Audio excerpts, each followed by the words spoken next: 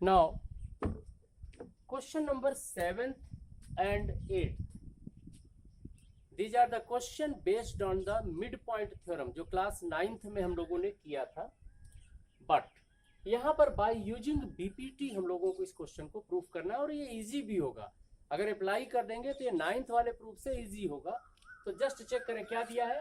Prove that a line passing through the midpoint of a side of a triangle parallel to another side bisects the third side. इसका solution ऐसा देखो आप. एक triangle ABC बनाओ बेटा पहले. यहां पर this is the triangle ABC. ABC and suppose that L is parallel to BC such that D is the midpoint of AB. Suppose कर लें. Suppose that this L is parallel to BC such that D is midpoint of AB. Now we have to show that E is the midpoint of AC also. तो ऐसा लिखो here. Let L is parallel to BC. Let L is parallel to BC. D is midpoint of D such that D is midpoint of AB. Midpoint of AB.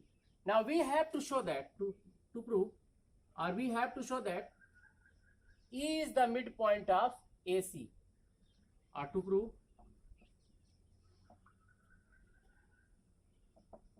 E is the midpoint of AC. E is the midpoint of AC. ये हमें show करना है बेटा. चलो इसका proof शुरू करें यहां से हम. Since L is parallel to BC, so this implies क्या मिलेगा. AD upon DB is equal to AE upon EC. Number 1 यहां पर लिख देना है by BPT. Now check. यहां पर क्या दिया. D is the midpoint of AB. तो AD is equal to क्या होगा. DB होगा. तो ये दोनों कैंसिल हो गए. So this implies क्या मिला.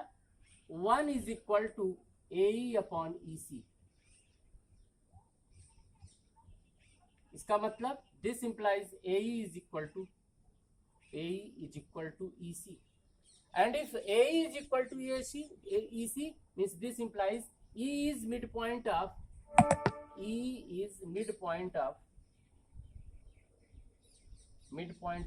AC. Hence proved.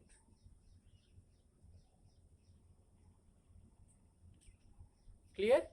अब 8th क्वेश्चन में ऐसा दे दिया. यहां पर E को मिड पॉइंट प्रूफ करना था. 8th क्वेश्चन इसका कन्वर्स दे दिया. क्या बोला. D मिड पॉइंट है, E मिड पॉइंट है. तो क्या शो करना है. D is parallel to BC.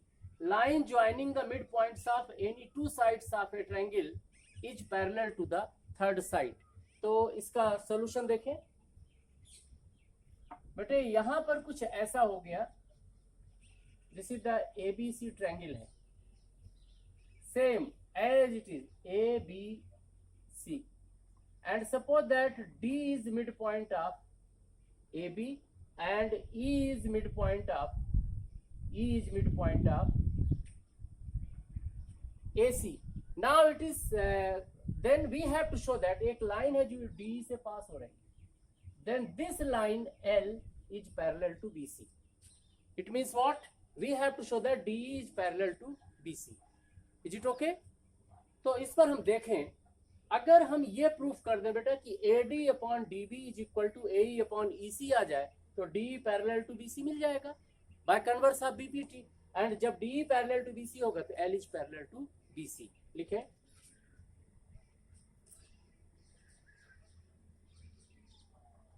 Since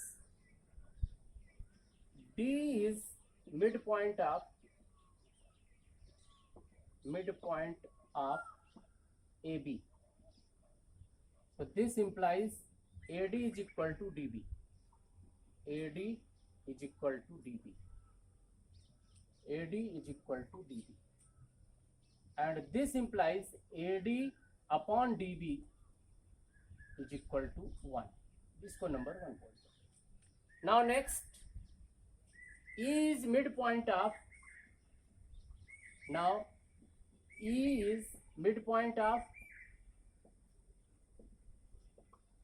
AC. If E is midpoint of AC, then this implies AE is equal to EC. So this implies AE upon EC, this is equal to 1. This is number 2. देखो बेटा AD upon DB 1 है, AE upon EC 1 है, मतलब क्या मिला, AD upon DB is equal to AE upon EC. ये लिखो from 1 and 2. From 1 and 2, AD upon DB is equal to AE upon EC. And ये क्या शो करेगा? This shows that DE parallel to BC. DE is parallel to BC. Proved.